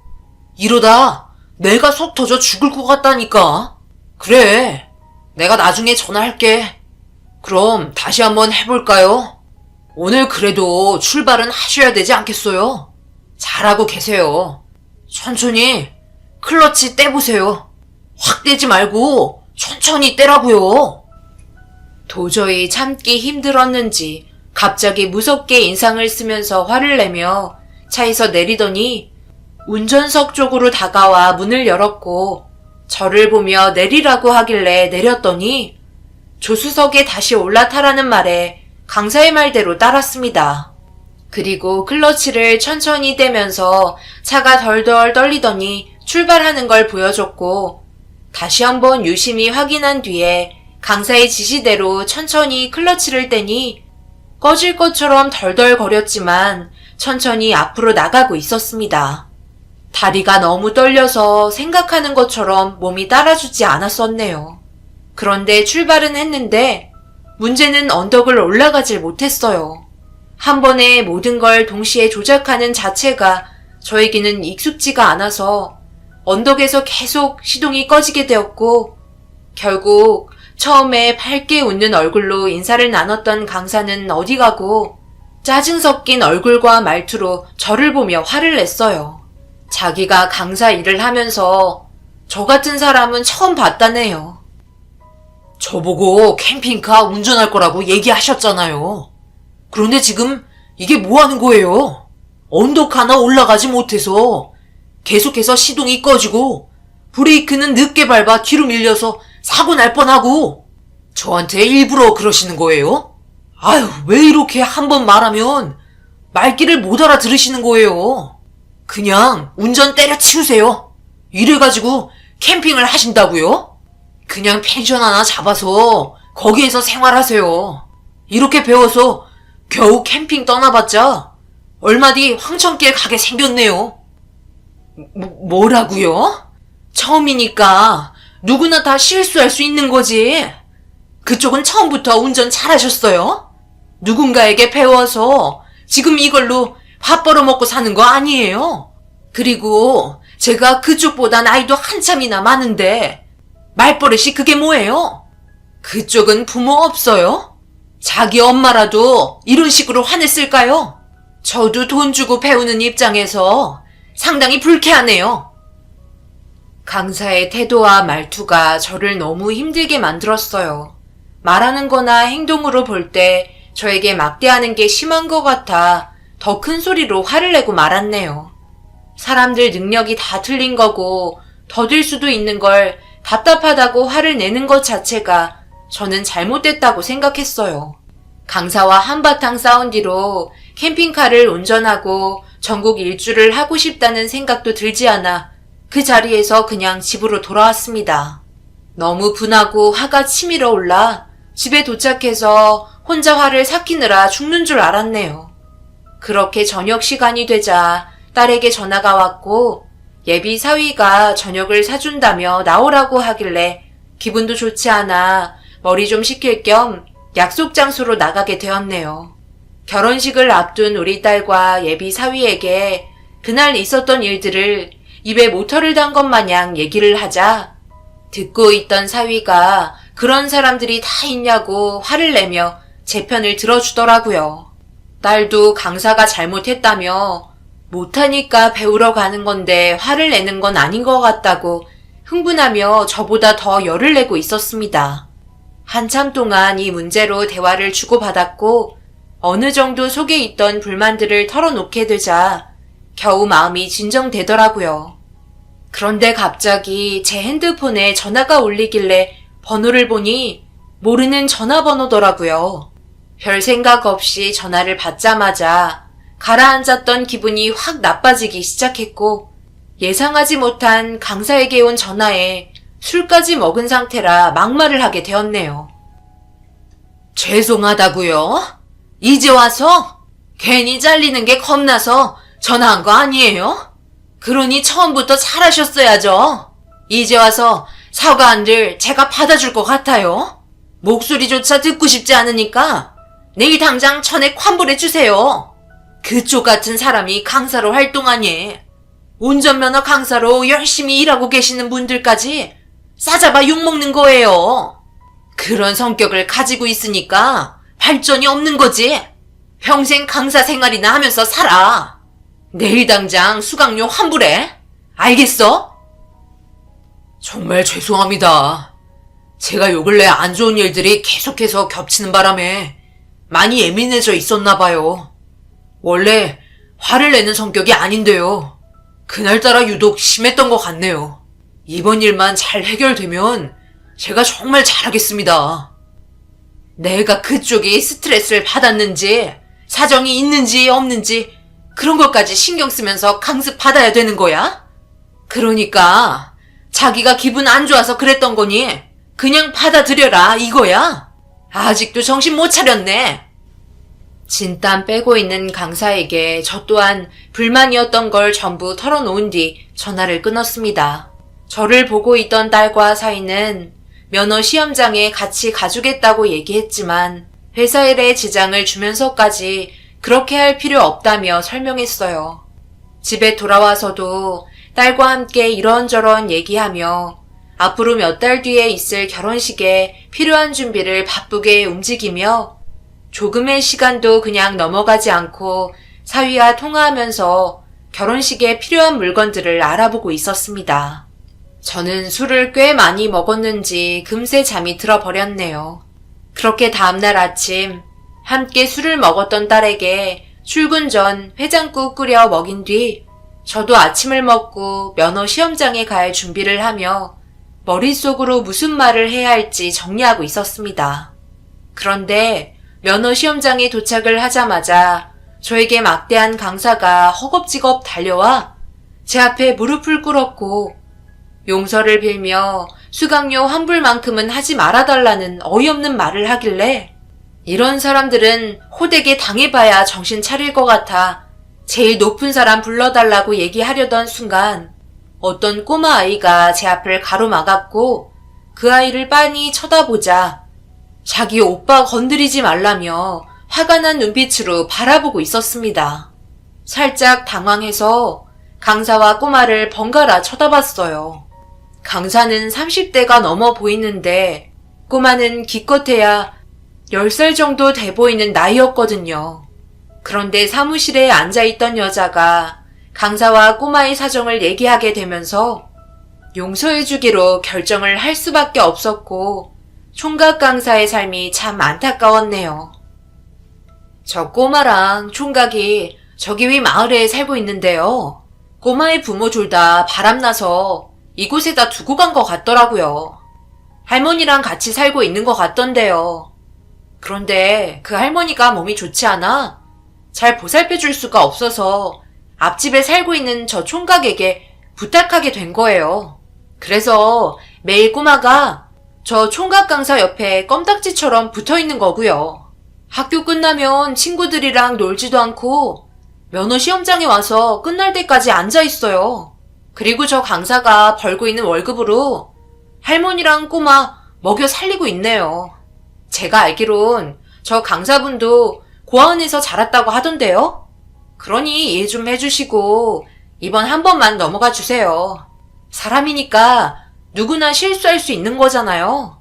얼마나 운전을 못하셨으면 답답해서 그랬을까요? 강사와 꼬마를 번갈아 보다가 결국 용서를 해주었고 그렇게 다시 교육을 받게 되었어요. 한바탕 난리가 난 이후 강사는 저에게 단 한 번도 화를 내거나 목소리의 변화도 없을 정도로 친절하게 대해줬습니다. 그리고 이때 이후로 제가 차에 타기만 하면 뒤따라와 조용히 앉아 있었네요. 다른 강사분들이 다칠 수 있다고 몇 번이나 말을 해도 고집 부리면서 제가 차를 타기만 하면 뒷좌석에 앉았고 강사와 싸우는지 안 싸우는지 지켜보며 저를 경계했어요. 결혼도 하지 않고 할머니와 꼬마까지 보살펴 주는 게 쉽지 않을 텐데 정말 대단한 것 같았습니다. 그래서 매일 면허 시험장을 갈 때마다 꼬마와 총각 강사가 신경이 쓰여 먹을 거나 도시락 같은 거 사가지고 갔어요. 그렇게 몇 번 좋은 모습 보여주고 몇 마디 하다 보니 조금씩 가까워졌고 더 이상 큰 문제는 없었습니다. 다른 사람들보다 몇 번을 더 동승해서 배운 끝에 코스 주행을 혼자서 완주할 수 있을 정도의 실력까지 올라왔어요. 문제는 제한 시간 내에 도달하지 못해 시간 안에 들어올 수 있도록 계속해서 연습을 하게 되었고 강사가 알려준 노하우로 시험을 본 끝에 만점을 받을 수 있었네요. 필기 시험도 통과했고 마지막 도로주행만 남은 상태였어요. 엄마, 못할 것처럼 얘기하더니 이제 도로주행만 남은 거야? 도로주행은 정말 위험하니까 항상 조심해야 돼. 그래도 그 강사가 생각보다 친절하게 알려줘서 여기까지 온 거지. 면허 취득하는 게 이렇게 힘들 줄 몰랐다. 진서방은 언제쯤 도착하니? 퇴근 시간이라서 그런지 차가 많이 막히나 봐. 생각보다 좀 늦네. 거의 도착했대요. 지금 나가 있으면 될 것 같아요. 차가 많이 막혀서 힘든가 봐요. 여기까지 오는데 2시간 걸리잖아요. 진서방이 거의 도착했다는 말에 딸과 밖에서 기다리니 벌써 비상 깜빡이를 켜고 기다리고 있길래 서둘러 올라탔어요. 식당 문이 10시면 문을 닫는데 8시에 도착한 진서방은 서둘러 예약한 음식점으로 달리고 있는데 무언가 느낌이 좋지 않더라고요. 차들 사이로 이리저리 위태롭게 끼어들기를 하고 있는 모습을 보니 운전을 안 할 때는 잘 몰랐는데 직접 운전을 하게 된 이후부터 안전운전하지 않는 사람들이 저에게는 너무 불편했습니다. 그런데 식당에 거의 도착하던 그때 엄청난 일이 발생되었고 예비 사이로 들어온 진서방의 처음 보는 모습을 두 눈으로 보고 말았네요. 지금 뭐라고 했어? 뭐라고 했냐고? 여기 땅이 전부 너희들 땅이야? 보자 하니까 감히 내 앞을 끼어들어? 그냥 넘어가자. 우리 식당 시간 없잖아. 이러다가 도착도 못할 것 같아. 뒤에 엄마도 있는데 이렇게까지 해야 되겠어? 그래, 저 사람이 분명 갑자기 끼어들면서 자칫하다가 큰일 날 수 있었지만 그래도 아무도 다치지 않은 게 어디야. 서둘러 식당에 들어가자. 이러다 백가죽이 등에 달라붙을지도 모르겠네. 진서방, 그만 열내고 넘어가자고. 잠시만요. 저 사람들이 자기가 한 잘못에 대해 인정을 안 하고 있잖아요. 죄송하다는 말도 안 하고. 사위는 예약한 식당보다 운전을 이상하게 한 사람의 행동에 대해 흥분을 하며 결국 앞질러 가던 사람들을 막으려 속도를 내려 하길래 예비 사위에게 처음으로 소리를 질렀네요.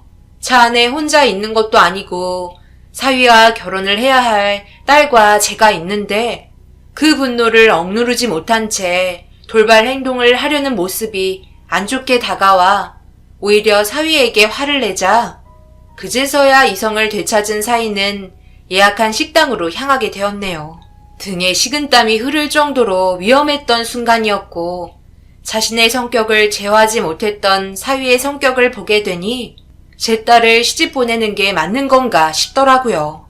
그래서 모두가 둘러앉아 겨우 식사를 끝낸 뒤 잠시 카페에 앉아 이런저런 대화를 나누고 헤어진 뒤 집에 들어가 딸과 대화를 하는데 사위는 운전대만 잡으면 사람이 변한다고 단점에 대해 설명하는데 듣고 있던 저 또한 많이 불안했어요. 그런데 딸도 운전을 하다 보면 화가 날 때가 많다고 대수롭지 않게 넘어갔었지만 점점 더 심해지는 성격 탓에 걱정이라며 자기가 잘 선택한 건지 최근에는 헷갈린다며 걱정을 하고 있었네요. 그래서 아직 결혼식 전이니 아닌 것 같으면 과감히 결정해야 한다고 조언을 해주는 것 외에는 할 수 있는 게 없었네요. 그래도 일상생활을 보면 둘의 사이는 정말 좋아 보였고 저희 딸이 아직까지 진서방을 사랑하고 있으니 하지 말라고 듣지도 않을 거 아니에요.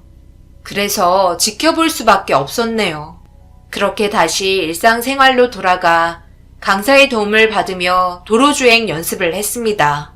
어느 정도의 기간이 지난 뒤 드디어 시험을 보게 되는 날이 오게 되었습니다. 도로주행만 끝이 나면 그토록 바라던 면허증을 발급받을 수 있었고 제 꿈인 캠핑카를 타고 전국을 일주를 하게 되는 날도 얼마 남지 않았다는 게 점점 몸으로 다가오더라고요. 그런데 엄청난 일이 벌어질 거라곤 전혀 상상하지 못한 채 도로주행 시험을 하게 되었네요. 떨리는 마음으로 시작해 최대한 천천히 움직이며 주행하다 보니 어느새 거의 도착을 했는데 신호를 기다리던 도중 출발을 하려는데 너무 떨렸는지 시동이 꺼져 버렸고 그 사이 뒤에서 빵빵거리며 빨리 출발하라고 다그치자 멘탈이 무너졌는지 출발을 하지 못한 채 시동을 계속 꺼트렸어요. 강사는 저를 보며 괜찮으니 침착하라고 얘기했지만 이미 강사의 말은 귀에 들어오지 않았네요. 그런데 그 사이 누군가 강사 옆으로 다가와 온갖 욕설을 퍼부으며 빨리 출발 안 했다고 화를 내더니 강사 또한 처음에는 좋게 풀어나가려 했지만 상대방이 너무 심각하게 다가오는 바람에 분위기는 걷잡을 수 없이 험악해졌어요. 저는 다시 한번 시동을 걸어 하던 대로 비상 깜빡이를 틀고 천천히 출발하는데 갑자기 제 앞으로 차를 막더니 모자를 푹 눌러 쓴 사람이 트렁크에서 무언가를 꺼내 들었고 기다란 새 파이프 같은 걸로 제가 있는 쪽으로 다가와 무작정 차문을 부수기 시작했어요. 차 유리는 사방으로 튀면서 깨지더니 파편들이 얼굴과 팔에 박히고 무섭게 행동하는 사람 때문에 비명을 지르자 강사는 뒷좌석에서 무언가를 꺼내 들었고 저에게 망치를 보여주며 조심하라고 말하더니 시트를 뒤로 젖혔습니다. 이미 창문이 완전히 깨져 있는 상태에서 파이프로 강사에게 마구 휘두르며 난리를 쳤어요. 강사는 저를 보호해 주려고 시트를 젖힌 상태로 그 위에서 휘두르는 파이프를 온몸으로 견뎠습니다. 강사도 망치로 저항하려 휘둘렀지만 길이가 짧아 아무것도 할 수가 없었네요.